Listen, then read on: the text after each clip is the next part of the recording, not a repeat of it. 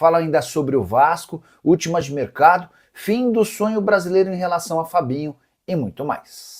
Para completar, onde o Vasco vai jogar a partida de quartas de final da Copa do Brasil contra o Vitória. Fala aí pessoal, sou Jorge Nicola, bem-vindos a mais um vídeo do canal, sempre bom ter vocês por aqui, sem perder tempo, pedir para deixar like, se inscrever no canal e ativar as notificações. E o ex-volante da seleção brasileira, Fabinho, que foi pretendido por vários clubes brasileiros, não está mais desempregado. Ele assinou nesse sábado um contrato com o Trabzonspor da Turquia, volante de 32 anos de idade, consegue realizar aquele seu desejo de voltar para o futebol europeu. É óbvio que o Fabinho imaginava se jogando num time maior.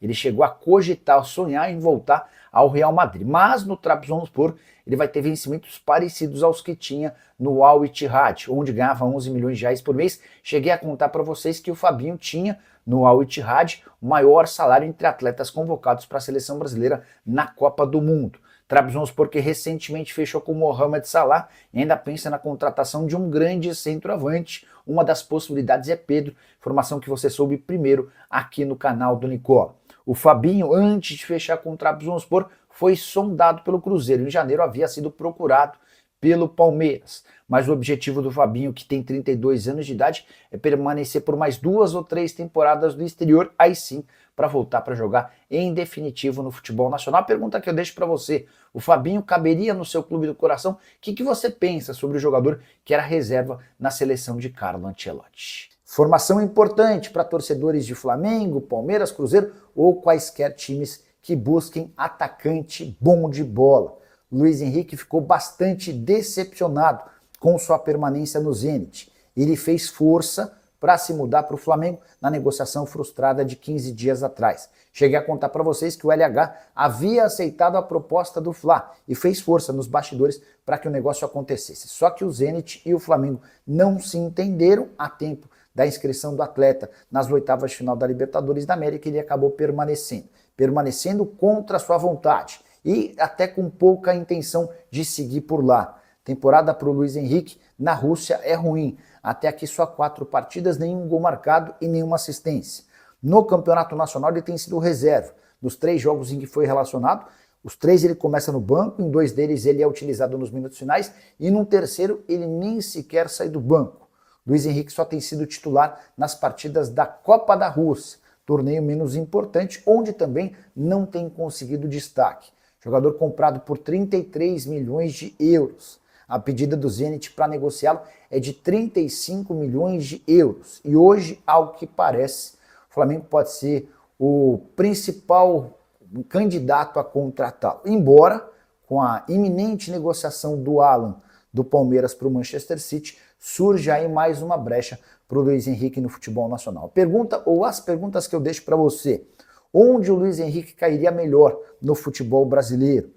E você acha que o preço de 35 milhões de euros é justo pelo jogador? Já usa o espaço para comentário para registrar sua opinião, só não esquece de deixar like.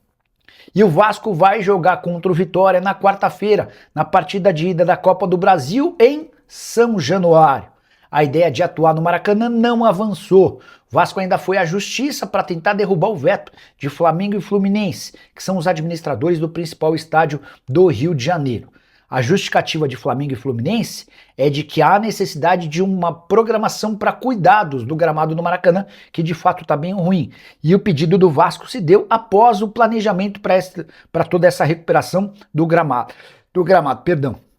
Diante desse cenário, a Justiça determinou que o Vasco não poderá atuar nessa quarta-feira no estádio do Maracanã. Dessa maneira, Vasco e Vitória se enfrentam em São Januário, no estádio do clube. A grande desvantagem é que o Vasco perde a chance de colocar mais gente no estádio e de faturar mais dinheiro, especialmente diante de todas as dificuldades financeiras. Ter 60, 65 mil pessoas para uma arrecadação superior a 5 milhões de reais seria algo importantíssimo para o Vasco. Não podemos nos esquecer da queda de braços pública entre Vasco e Flamengo, com direito a declarações do BAP contra a parceria do Vasco com a Crefisa e La Máquia e, por consequência, do Pedrinho, presidente do Vasco, detonando o presidente rubro-negro. Era de se imaginar que o Flamengo fizesse tudo que pudesse para atrapalhar o Cruz Maltino, mas o importante é saber a sua opinião. Nessa queda de braço, você está do lado do Vasco ou do Flamengo? O rubro-negro tem razão em vetar o estádio para o Vasco? ou o Vasco tinha que atuar no maior estádio da cidade? Já uso o espaço para comentário para meter seu bedelho nessa história, beleza? E Marcos Lamacchia, futuro novo dono da SAF do Vasco, prometeu pagar 2 anos de toda a recuperação judicial. Essa foi a fórmula que ele encontrou para tentar desbloquear um investimento, um empréstimo de 150 milhões de reais que ele quer fazer ao Vasco e que a justiça tem impedido.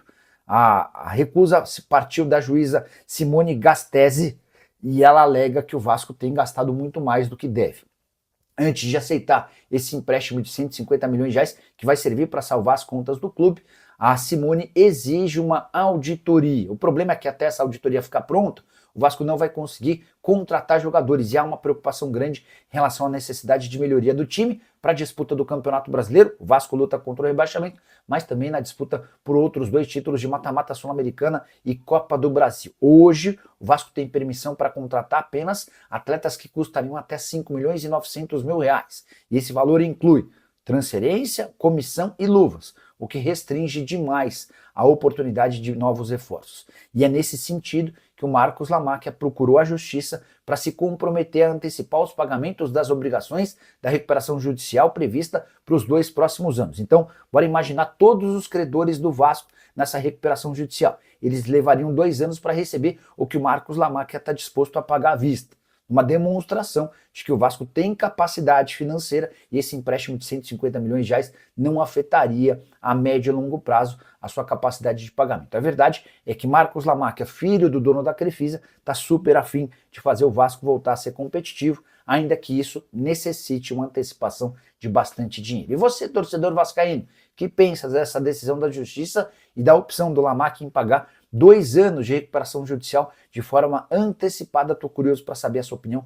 Já uso espaço para comentário, beleza? Cénia Silva. Nicola, você fala muito de conflito de interesse na SAF do Vasco, mas o que você acha do patrocinador do Flamengo ser o mesmo patrocinador do Campeonato Brasileiro e pagar muito bem ao Flamengo?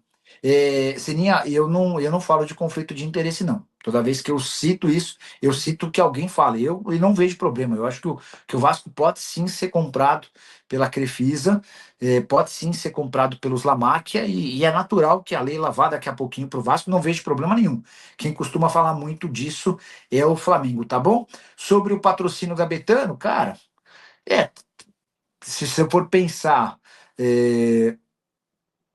pode ser mais problemático do que Vasco e Palmeiras. Enfim, mas também não cago regra para nem caso nem outro. Para mim tá tudo liberado, tá bom? Nicola, notícias do Vasco. A principal notícia da segunda-feira não é boa, como tem sido de costume envolvendo o Vasco. O Cruz Maltino não conseguiu a liberação do Maracanã.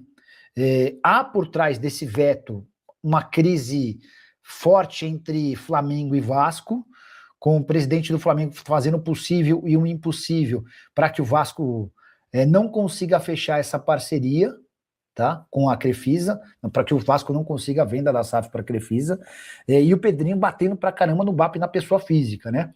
E aí agora a reviravolta, só para lembrar, o Maracanã é administrado por Flamengo/Fluminense, e ambos garantem que o Vasco fez o pedido para jogar contra o Vitória no Maracanã, jogo dessa quarta, jogo de ida das quartas de final da Copa do Brasil, depois que Flamengo e Fluminense já haviam contratado uma empresa que será responsável por melhorias no gramado. O gramado do Maracanã, de fato, não vai bem, tá?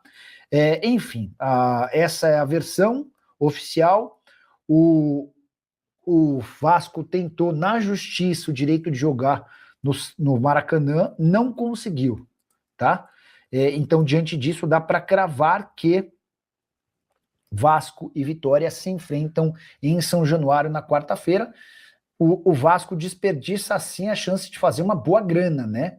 Havia uma intenção, uma perspectiva de colocar, sei lá, 65 mil pessoas no estádio por uma arrecadação de até 5 milhões de reais, ainda que essa arrecadação seja bruta e o Vasco precisasse pagar impostos, aluguel e tudo mais. Mas é uma grana que deixa de entrar e que seria super importante para um momento financeiro do Vasco bastante ruim. Sem São Januário, o Vasco vai ter de focar seus esforços, sem Maracanã, o Vasco vai ter de focar seus esforços para vencer o Vitória em São Januário, até porque no Barradão, em Salvador, o Vitória tem sido muito forte. Até perdeu por 2-0 por Bahia nesse final de semana, mas foi um acaso, né? Foi foi uma exceção à regra. O Vitória tem conseguido, por exemplo, as classificações contra Flamengo e Atlético, o vice-líder e o terceiro colocados do Campeonato Brasileiro, essas duas classificações na Copa do Brasil se deram muito pelo que o Vitória foi capaz de fazer na condição de mandante. Então, por isso, jogo nessa quarta em São Januário vai ser vital para o Cruz Maltino.